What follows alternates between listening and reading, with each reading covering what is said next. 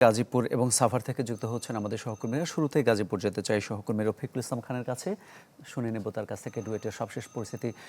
নিজ ক্যাম্পাসে শিক্ষার্থীরা হাঙ্গামা করছে, ভাঙচুর চালাচ্ছে, ঠিক কী কারণে এমনটা হচ্ছে?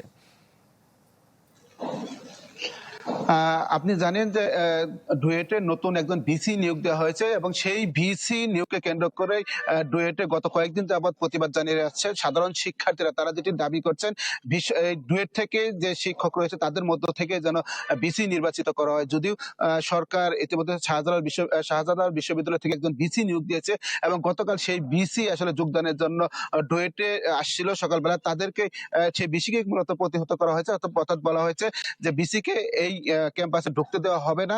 সেটি জানিয়ে কিন্তু বৃহস্পতিবার থেকেই ডুয়েটের শিক্ষার্থীরা আন্দোলন করে আসছে। তারা তাদের একটাই দাবি, ডুয়েট থেকে তাদের ভিসি নিয়োগ দেওয়া হবে। গতকাল যখন ভিসিকে ছাত্রদলের একাংশ নিয়ে প্রবেশ করতে দেয়, তখন কিন্তু ডুয়েটের শিক্ষার্থীরা সে বাধা দেয়। এটাকে কেন্দ্র করেই সংঘর্ষের রূপ নেয় এবং দফায় দফায় করে সংঘর্ষ চলে। গতকাল সারাদিনই থমথমে অবস্থা ছিল। গতকাল মধ্যরাতে ডুয়েটের শিক্ষার্থীরা একটি কর্মসূচি ঘোষণা করেছে। তারা ৩ দফা দাবি পেশ করেছে। ৩ দফা দাবির মধ্যে হলো যে সমস্ত শিক্ষার্থীরা আহত হয়েছে তাদেরকে ডুয়েট কর্তৃপক্ষ সুচিকিৎসা ব্যবস্থা করতে হবে, আর যারা এই হামলার সাথে জড়িত রয়েছেন তাদেরকে স্থায়ী বহিষ্কার করতে হবে। এবং কি আজকে যে বিশ্ববিদ্যালয় রয়েছে সেই বিশ্ববিদ্যালয়ে কিন্তু ব্লকেট ঘোষণা করা হয়েছে, অর্থাৎ বিশ্ববিদ্যালয়ের যে কয়টি প্রবেশ পথ রয়েছে সব কয়টি প্রবেশ পথে কিন্তু আজকেও তালা ঝুলিয়ে দিয়ে শিক্ষার্থীরা অবস্থান নিয়েছেন। অর্থাৎ কেউই কিন্তু বিশ্ববিদ্যালয়ে আর ঢুকতে পারছে না, অর্থাৎ বেরোতেও পারছে না। এই অবস্থা বিরাজ করছে। আমরা কিন্তু ক্যাম্পাসে কোনো আইন শৃঙ্খলা বাহিনীর সদস্য দেখিনি, তবে কিছুটা দূরে আসলে যে আইন শৃঙ্খলা বাহিনীর সদস্য রয়েছে তারা অবস্থান করছে। কিছুক্ষণ আগে আসলে এখানে বৃষ্টি পড়েছে, আপনি নিশ্চয়ই দেখতে পাচ্ছেন যে মূল ফটকের সামনে এই মুহূর্তে কিন্তু বেশ কিছু শিক্ষার্থী জড়ো হয়ে রয়েছে। যে কয়টি ফটক রয়েছে সবকটি ফটকে কিন্তু তাদের নিয়ন্ত্রণে রয়েছে। অর্থাৎ গতকাল থেকেই শিক্ষার্থীরা তালা ঝুলিয়ে দিয়ে সেই চাবি নিয়ে তারা অবস্থান করছেন, অর্থাৎ তারা যে ব্লকেট ঘোষণা করেছে সেই ব্লকেট পালন করছে। হয়তো পরবর্তীতে তাদের যে কর্মসূচি সেটা তারা ঘোষণা করবে। এই ছিল ডুয়েট থেকে সর্বশেষ খবর। জি, ধন্যবাদ আপনাকে। নিশ্চয়ই পরবর্তীতে আমরা আবার আপনার কাছে ফিরবো। এই পর্যায়ে আমরা জাহাঙ্গীরনগর বিশ্ববিদ্যালয়ের পরিস্থিতি জানবো সহকর্মী অপু হাবের কাছ থেকে। অপু, শিক্ষার্থীদের নিরাপদ ক্যাম্পাসের যে দাবিটা ছিল সেই দাবি পূরণে বিশ্ববিদ্যালয় প্রশাসন এখন পর্যন্ত কি কি পদক্ষেপ নিয়েছে একটা বিষয় জানাবেন, আর একটা বিষয় হচ্ছে সেই ধর্ষণ চেষ্টা অভিযুক্তকে এখনো আটক করা যায়নি কেন?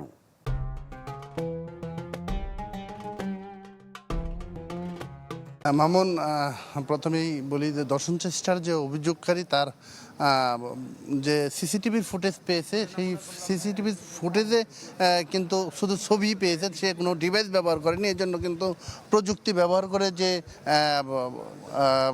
চিহ্নিত করা সেটি এখন পর্যন্ত চিহ্নিত করতে পারেনি। তার নাম পরিচয় এখন পর্যন্ত বিশ্ববিদ্যালয় প্রশাসন পায়নি। আর প্রশাসন যেটি বলছেন যে ব্যবস্থা নিয়েছে, বিভিন্ন ব্যবস্থা নিয়েছে, তারা নিরাপত্তা 14 দফা ব্যবস্থা নিয়েছে। তবে এর বাইরে কিন্তু গত রাতে বিশ্ববিদ্যালয়ের যে আরও 3টি ঘটনা ঘটেছে, 3টি ঘটনায় আসলে যৌন হয়রানির অভিযোগ আনা হয়েছে এবং একজন ভুক্তভোগী কিন্তু এখানে অবস্থান করে আছেন, বিশ্ববিদ্যালয়ের প্রক্টর অফিসের সামনেই অবস্থান করে আছেন। তার অভিযোগ যে তিনি তার এক সহপাঠী অভিযোগ দিতে এসেছিলেন, অভিযোগ দিতে আসলে তিনিও হেনস্থার শিকার হয়েছেন। তিনি হেনস্থার শিকার গত বিকেলে হেনস্থার শিকার হওয়ার পর থেকে কিন্তু তিনি এখানে অবস্থান করেছেন এবং তারা বলছিলেন যে বিশ্ববিদ্যালয়ের বর্তমান যে প্রশাসনিক ব্যবস্থা, প্রক্টর রয়েছেন, প্রক্টরের পক্ষে বিশ্ববিদ্যালয় নিয়ন্ত্রণ করা সম্ভব না। এজন্য তিনি অবস্থান করছেন যে 72 ঘন্টা সময় বেঁধে দেওয়া হয়েছে, 72 ঘন্টার সময় তিনি এখানে অবস্থান করবেন এবং প্রক্টর অপসারণ হলে তিনি এখান থেকে যাবেন। এর বাইরে যে 3টি ঘটনা ঘটেছে, 3টি ঘটনায় 3টি মামলা হয়েছে। বিশ্ববিদ্যালয় প্রশাসনিক নিরাপত্তা বিভাগ বাদী হয়ে 3টি মামলা করেছে। প্রত্যেকটিতে অভিযোগ আনা হয়েছে বিশ্ববিদ্যালয়ের যে শিক্ষার্থীরা রয়েছে তাদেরকে শ্লীলতাহানির অভিযোগ আনা হয়েছে, অকথ্য ভাষা ব্যবহার করার অভিযোগ আনা হয়েছে এবং তাদেরকে কিন্তু তিনজনই বহিরাগত, তাদেরকে পুলিশের কাছে হস্তান্তর করা হয়েছে এবং মামলা দেওয়া হয়েছে। তো বিশ্ববিদ্যালয় আজকে আমরা যেটা জানতে পেরেছি যে বিকেল 12টার দিকে আরেকটি বিশ্ববিদ্যালয়ের শিক্ষার্থীদের একটি অংশ একটি মানববন্ধনের কর্মসূচি ঘোষণা করা হয়েছে। এর আগে কিন্তু গতকাল বিশ্ববিদ্যালয় প্রশাসনের সাথে অর্থাৎ উপাচার্যের সাথে যে প্রশাসনিক ভবন অবরোধ করে রেখেছিল সেখানে উপাচার্যের সাথে আলোচনা করে মীমাংসা হয়েছে যে 72 ঘন্টার সময় বিশ্ববিদ্যালয় প্রশাসনকে দিচ্ছে, এর মধ্যে যেন তদন্ত শেষ করে যারা দায়ী দায়ী, বিশ্ববিদ্যালয়ে যারা দায়ী আছে বিচার ব্যবস্থা বিলম্বিত করায় বা আসামি ধরার ক্ষেত্রে কারো যদি গাফিলতি থাকে, আলামত নষ্ট করার যদি কারো গাফিলতি থাকে, এটির জন্য চিহ্নিত করে দায়ীদেরকে বিশ্ববিদ্যালয় থেকে প্রত্যাহার করা হয়। এই জন্য কিন্তু 72 ঘন্টা সময় দিয়ে দেওয়া হয়েছে।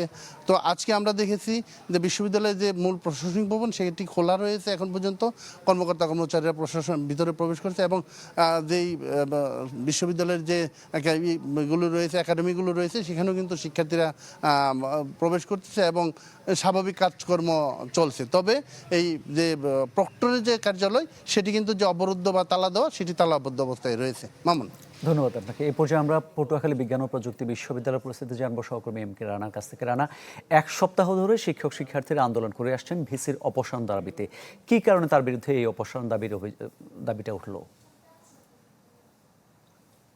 হ্যাঁ মামুন, গত 11ই মে কিন্তু আসলে বিশ্ববিদ্যালয়ের যে ভিসি রয়েছেন ডাক্তার কাজী রফিকুল ইসলাম, তার অপসারণের দাবিতে কিন্তু আসলে শিক্ষক, কর্মকর্তা, কর্মচারী এবং ছাত্রদের একাংশ কিন্তু আসলে অবস্থান কর্মসূচি পালন করছিলেন। তখন কিন্তু হঠাৎ করে যে অতর্কিত একদল বহিরাগত অতর্কিত তাদের উপর হামলা করে, ফলে কিন্তু ক্যাম্পাস এক ধরনের অস্থিতিশীল অবস্থা তৈরি হয়েছিল। হয়তো পরবর্তীতে বিএনপির পক্ষ থেকে কিন্তু বেশ কয়েকজনকে বহিষ্কারও করা হয়েছে এবং থানা দুমকি থানা যে পুলিশ রয়েছে তারা কিন্তু এ পর্যন্ত 3 জন অপরাধীকে আটক করতে সক্ষম হয়েছে। আমরা কথা বলছিলাম বিশ্ববিদ্যালয়ের যে কর্তৃপক্ষ রয়েছে তাদের সঙ্গে, যারা এখানে ধর্মঘট পালন করছিলেন, তারা যেমনটি বলছিলেন যে বিভিন্ন সময় নানা অনিয়মের অভিযোগ তুলে কিন্তু আসলে যে এখানে যিনি ভিসি রয়েছেন কাজী রফিকুল ইসলাম, তার অপসারণের বিরুদ্ধে তারা দীর্ঘদিন ধরে বিভিন্ন দাবি দেওয়া তুলে আসছিলেন। সেই দাবি দেওয়া না মানার ফলে কিন্তু তারা সেখানে অবস্থান ধর্মঘট পালন করছিলেন। পরবর্তীতে কিন্তু সেই হামলার পরবর্তী সময় তাদের যে বিশ্ববিদ্যালয়ের কর্তৃপক্ষের প্রশাসনিক যে কার্যক্রম, সেই কার্যক্রম থেকে যে এখানে যে পড়াশোনা বা পরীক্ষার যে ব্যবস্থাগুলো ছিল সেগুলো কিন্তু আসলে এখন বর্তমানে স্থগিত রয়েছে। ফলে ছাত্ররা কিন্তু তাদের যে সেশন জটের যে একটা বিষয় সেটি কিন্তু তারা আশঙ্কা প্রকাশ করছিলেন। এর মধ্যে কিন্তু কথা বলেছিলাম বেশ কয়েকজন ছাত্রদের সঙ্গে, তারা বারবার বলছিলেন যে আসলে ভিসি পদত্যাগের দাবিতে তারা কিন্তু তাদের যে শিক্ষকরা রয়েছেন তাদের পক্ষে অবস্থান নিয়ে তারাও কিন্তু তাদের যে পরীক্ষা এবং তাদের যে ক্লাস সেটিও কিন্তু তারা বর্জন করেছেন। আমি এখন দাঁড়িয়ে রয়েছি বিশ্ববিদ্যালয়ের প্রশাসনিক ভবনের সামনেই। এই ভবনের সামনেই কিন্তু 11 যে মে তারিখ ছিল গত, সেই 11ই মে এখানে সেই অতর্কিত হামলা চালিয়ে 10 জনকে আহত করে। এখানে কিন্তু আসলে শিক্ষক, কর্মকর্তা, কর্মচারী এবং সাংবাদিকও কিন্তু বাদ যায়নি সেই হামলার রেস থেকে।